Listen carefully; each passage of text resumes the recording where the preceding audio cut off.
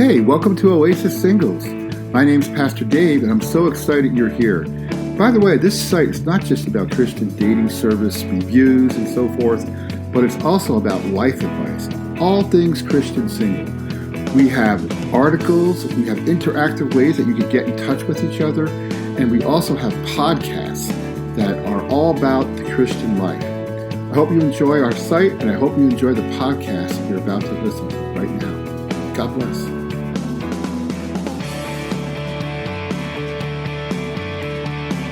Overcoming codependency.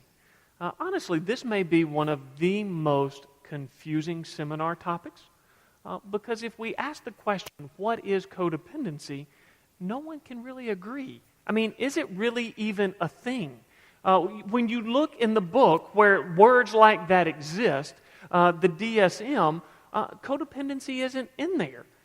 And so because of that, everybody feels like they get to make up their own definition. And on top of that, when we're talking about codependency, the problem isn't really me anyway. The problem is the person who is hurting me. The problem is the person who is abusive, who is addicted, who is manipulative. Why are we talking about me? They're the ones destroying their life. And then you may say, I'm not even married. Can I be codependent if I'm not married? We have to wrestle with all kinds of questions like that. And so I want to start just by giving some early definition to what the way that we are going to approach the subject of codependency. So the way that we're going to broach the subject is we're going to say codependency is a style of relating. That means it is an activity rather than a condition. When we say it that way, another implication is that codependency is much more about why and how we do things than what we do. And so in that sense, if you're coming saying, I would love for you to give me a list of codependent behaviors, and I will memorize that list, and I will just never do those things again. I wish I could give you that list. But again, codependency is much more about why and how we do things than what. So it would be more accurate to say there are codependent tones and motives and patterns than there are behaviors. Now, when we relate codependently, one of the things that we really struggle with is how do we assign responsibility? Who is supposed to be responsible for what? What is it that I should expect you to do? What is it that you should expect me to do? And when we can't sort our responsibility laundry, then it allows relationships to get messy. And then because we have a hard time assigning responsibility, we don't quite know what reasonable expectations are. And there's times when I take on a lot more than I should, and then I get upset, and I kind of get all upset with you, and you're saying, wait a second, this is the arrangement that we had. And how do we assign responsibilities? And because we're not sure how to assign responsibilities or expectations, then regulating our emotions gets very, very hard. If I don't know what you're responsible for and what's expected of me, then how I keep my emotions in a proportional range becomes very difficult. And in the midst of all of that, some really unhealthy relational patterns begin to emerge. And as we're going to define codependency, it most often, but not always, is attached to situations where there are life struggles on the scale of addiction, abuse, manipulation that have been a significant part of our history. We're usually physically and emotionally exhausted. And the reality is, unless we learn to relate differently in the midst of these experiences, this will continue to be how we relate and the type of experience that we have. So Melody Beatty, she says, codependency is about normal behaviors taken too far. It's about crossing lines. And so again, it's not about what, but why and how. Blaming ourselves is a survival skill. Well, how does it help us survive? It helps us feel like we're in control when life doesn't make sense, and being abused doesn't make sense at all. controlling and taking care of others, the entire package of codependent behaviors, becomes a survival skill that we, you might insert, wrongly think will keep us safe. Now, Melanie Beatty is someone we'll hear from several times because she was one of the original authors to coin the phrase codependency. She doesn't come from a distinctively Christian background in the way that she thinks, but she offers a lot of quality description of what it is like to relate in a codependent way that I think we'll find helpful. Now, as we're going to go through this subject and we seek to prepare for the journey that's ahead of us, we're going to define maybe 3 types of codependency. We said nobody owns the word. It's not as if it belongs to somebody and we have to pay homage to how they have defined it. So the way that we're going to do it here is we're going to say there are 3 types or 3 origins of codependent relating. And one of those has to do with relationships involving addiction. And this is where there is someone who is dear to us that we love, and they are abusing pleasure. And as they abuse pleasure, or at least the escape from any form of pain, that creates some patterns that become problematic. And usually when addiction is present, it creates dynamics very similar to infidelity. We can tell something is going on in our loved one's life. Whether we're married to them, whether they're a son, daughter, a friend, we can tell something's going on. We don't know what it is, who it is, and then once we figure it out, then we feel betrayed, and after that there's lots of lying and threatening and pleading and silence.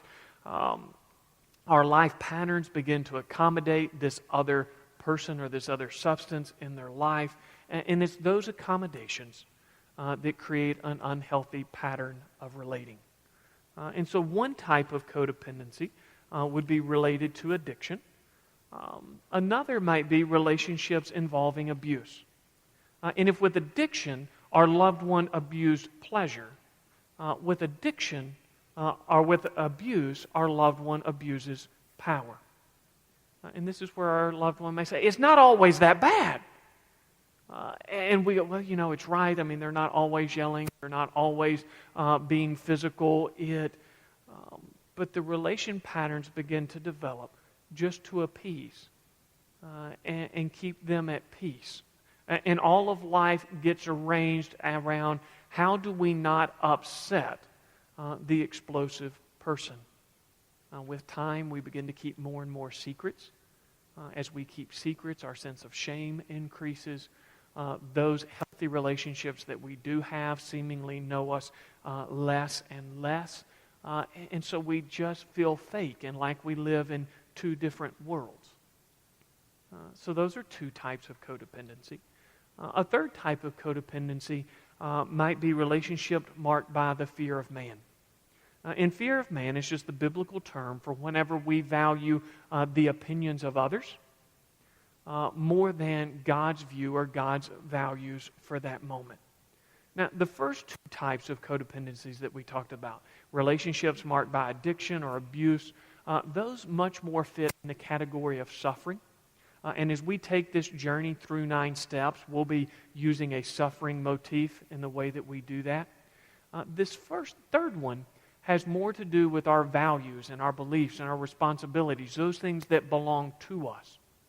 And even as we get to the end of this suffering journey, we will begin to turn our attention to where have our values and our beliefs become distorted in such a way that we need to own some of what's going on. Not what caused it, but some of the accommodations in our values and ways of relating that if we're going to live differently, we're going to have to make different choices in the midst of this. And so this first step is to prepare for the journey ahead. And if we are coming to this, doubtless, if you're watching on video or you're here in the live audience, that by the time you get to the point that you say something is wrong enough that I'm going to go to a 3-hour seminar, I'm going to go to a group, you're exhausted. And you are personally, emotionally, cognitively, spiritually depleted. And we need to prepare for the journey that's ahead. And the first part of preparing is just to assess for safety concerns. And so safety is never a luxury that can wait till later.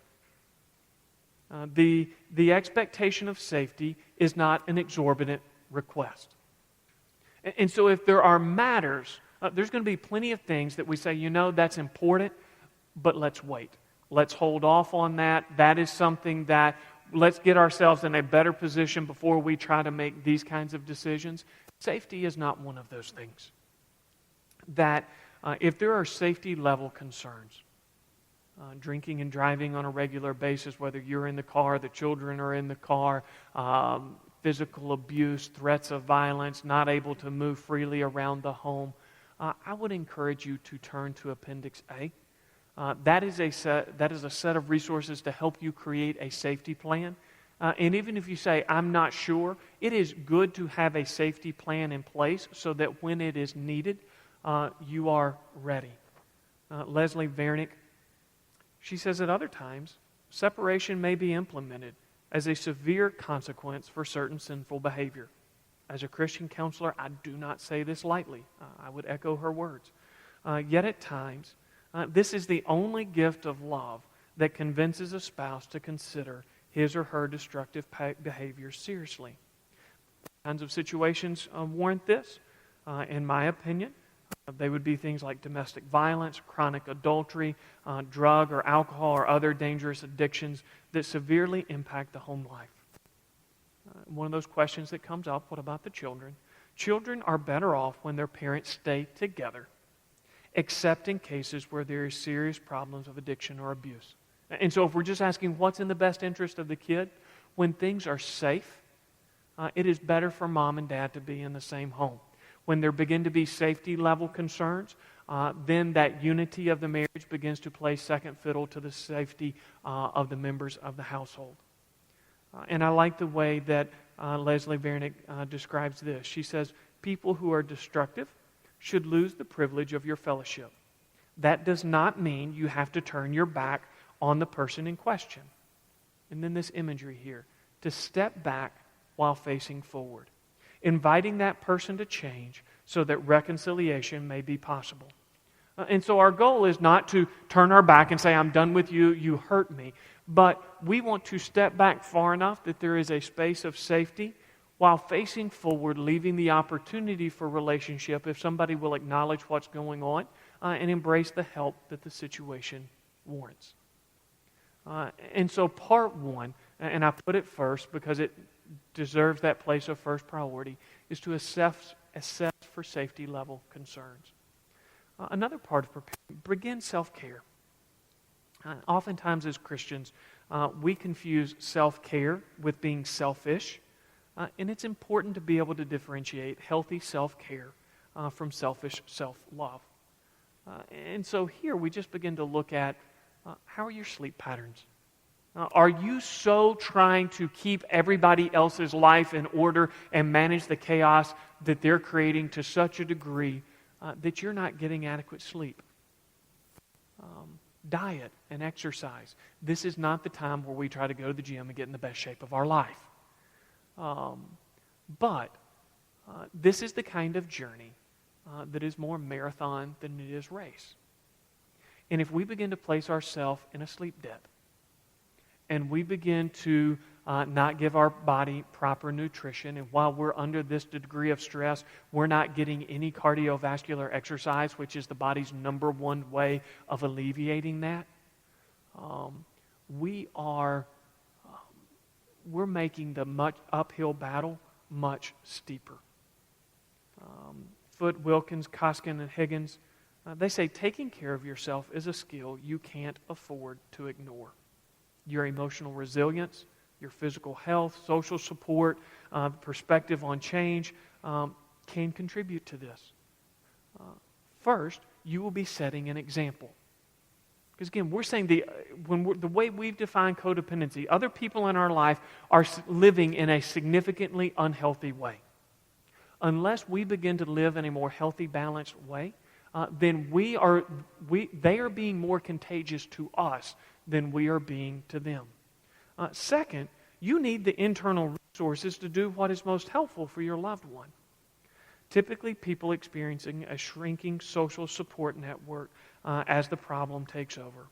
We cannot overstate the importance of social support and enjoyment independent of the status of the substance abuse you're dealing with. So we do some basic self-care. Another area of preparing is defining responsibility. And this may be the most pragmatic skill of overcoming codependency. And if we're going to talk about this, I think, again, this quote here, the power to influence someone, no matter how great that influence may be, is not the same as responsibility for another person's choices. Our loved ones' problems become our problems. That's the price we pay for love. But our loved ones' problems are not our fault. So we can have influence, but not responsibility. And so I give you a 3-column chart here. And I would like to invite you for this to become the default way that you begin to think about relational challenges. And so column 1 is my responsibility. What are those matters over which I rightly have jurisdiction? Column 2, the other person's responsibilities. What are the things that, if they are going to be a mature and functioning adult, which is a reasonable expectation of them, that are theirs that I can't do for them? Column 3, this just, God's sovereignty. What are those unpredictable variables that we just can't take into account for? And one of the things that this does, whether we're talking addiction or abuse, both addiction and abuse have one pattern of thinking in common that we'll mention several times. They're very all or nothing in their mode of thinking. When we begin to sort our responsibility laundry into these 3 baskets, we're saying, I'm not thinking all or nothing anymore. Nope. Some of this I have responsibility for. Some of this you have responsibility for. Some of this neither one of us have control over. That just belongs to God. And if you start to ask me to put all the laundry in one basket, I'm just not living that way because it's not accurate. And when we do this, it sets up much more creative problem-solving thinking in the future. Now, one of those habits that many of us will need to get out of is thinking, if I just do my column perfectly, then this other person that I love, then they won't have to do as much. No, we can do our column as well as we can, and we want to. We want to do our column with excellence to love God and bless others, absolutely. But however neatly or excellently or perfectly, if that's possible, we do our column, it is not going to absolve any responsibility for the other person's column. So we start to think well about responsibility. We remove isolation. And you may say, who do I talk to? And it's normal to get nervous about that question. So let me give you some criteria to help you think through who that might be. Disclose to somebody that you're willing to let it be a part of the whole journey. Too often what we do, if you'll let me describe it this way, is more emotional vomiting.